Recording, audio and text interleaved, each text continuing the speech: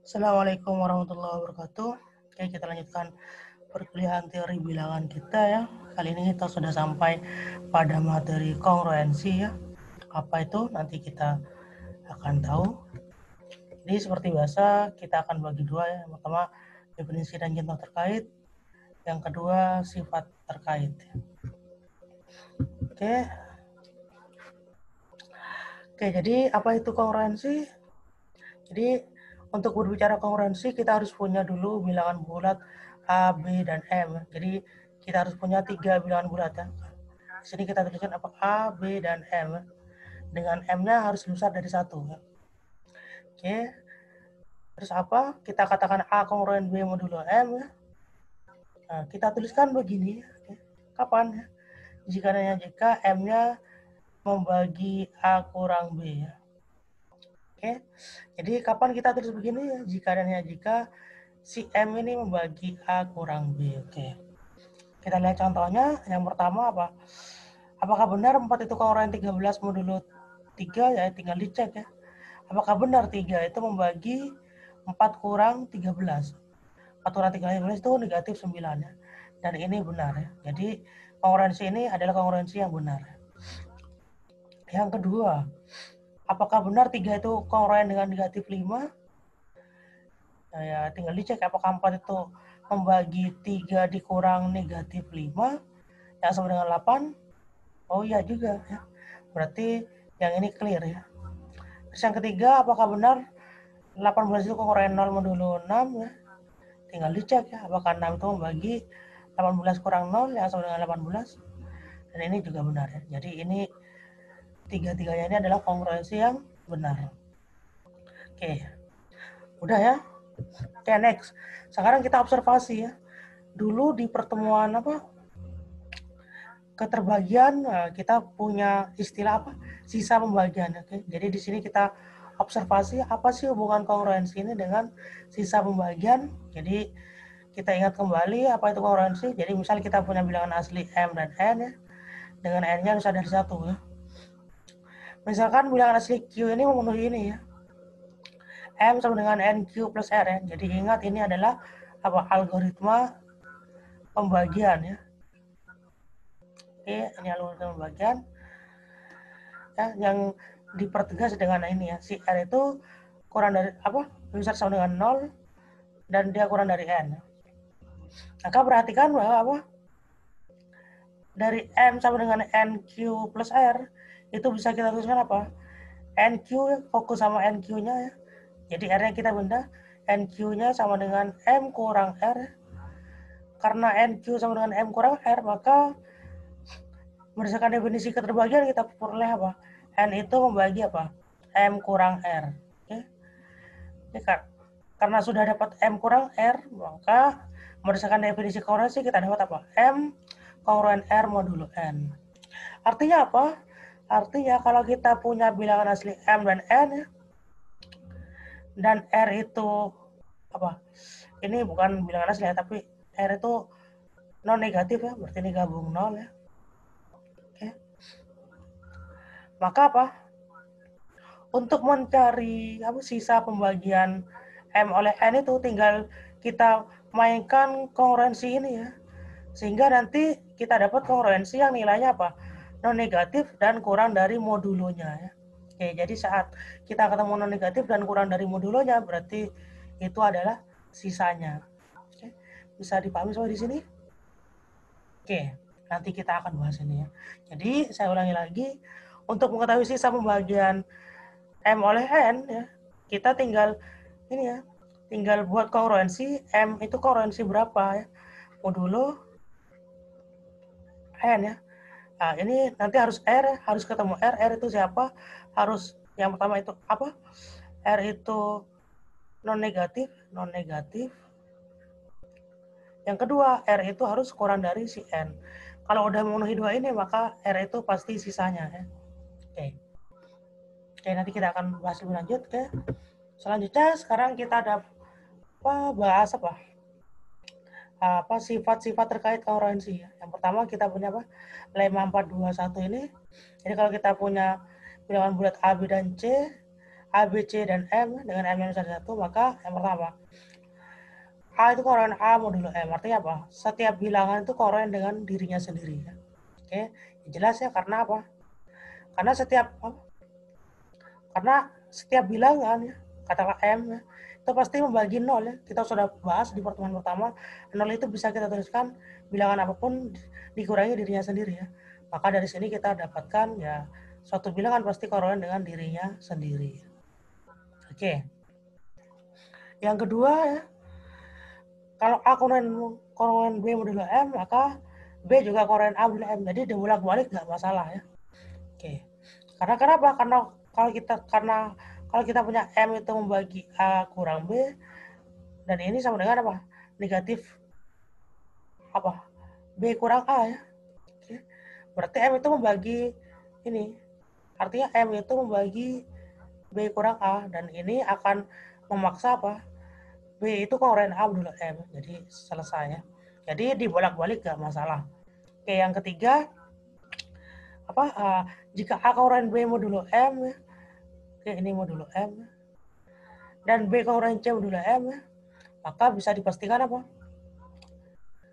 Si ini ya, A itu kongruen dengan C modulo M. Jadi berlaku apa? Transitif ya namanya ya. Jadi gimana buktinya ya, tinggal gini aja. Berarti kan yang pertama kita punya apa? Oke, kita berarti A kurang C ya, itu sama dengan apa? A kurang B ya, ditambah B kurang C ya. Padahal dua-duanya ini habis dibagi M ya, habis dibagi M ya. Oke, penjumlahan habis dibagi M itu pasti habis dibagi M. Berarti ya kita selesai ya membuktikan ini ya. Oke, jadi langsung ini temanya langsung saya buktikan ya. Yang keempat ini gimana? Oke, kalau KA kongruen dengan KC modulo M dan K dengan M itu relatif prima, maka A kongruen C modulo M. Jadi ingat, ini syarat ini penting ya. Kalau nggak relatif prima, berarti belum ada jaminan ya. Oke. Bagaimana buktinya ya? Dari yang diketahui kita punya apa? Si M ini kan berarti membagi apa? Membagi KA min KC ya. Yang sama dengan K kali A min C ya. Terus karena M dan K relatif prima ya, maka berdasarkan Diophantine yang kemarin ya, akibat Diophantine ya. Jadi materi Diophantine yang kedua ya, kita pasti memperoleh M itu membagi A kurang C ya. Dan selesai kita membuktikan bahwa M itu pasti membagi A itu pasti kongruen C modulo M. Oke. Next yang kelima. Oke, kalau K itu kongruen KC modulo M dan K itu membagi M ya, maka A itu kongruen C modulo M per K ya. Oke. Jadi ini juga sudah jelasnya di Diophantine yang kemarin ya. Jadi apa ini?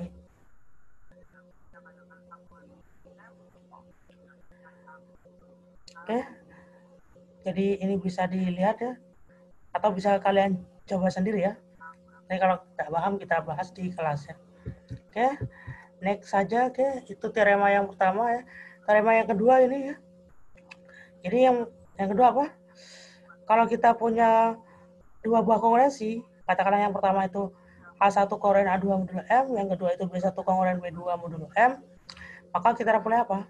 Jadi dijumlahkan ya, sebelah kiri ya, maka jumlah kanan ini dijumlahkan. Kalau dikurangi maka dikurangi ya. Oke, itu yang pertama. Yang kedua apa? Kalau di kiri dikalikan, kanan dikalikan ya. Oke. Jadi kalau dijumlah-jumlah kurang-kurang, kalau kali-kali ya. Oke. Terus yang ketiga juga kalau dipangkatkan ya. Wah, keren ini ya. Jadi intinya apa? Kongruensi ini seperti halnya sama dengan gitu ya. Jadi bisa kita analogikan seperti itu ya. Oke. Buktinya nanti kita bahas di kelas ya.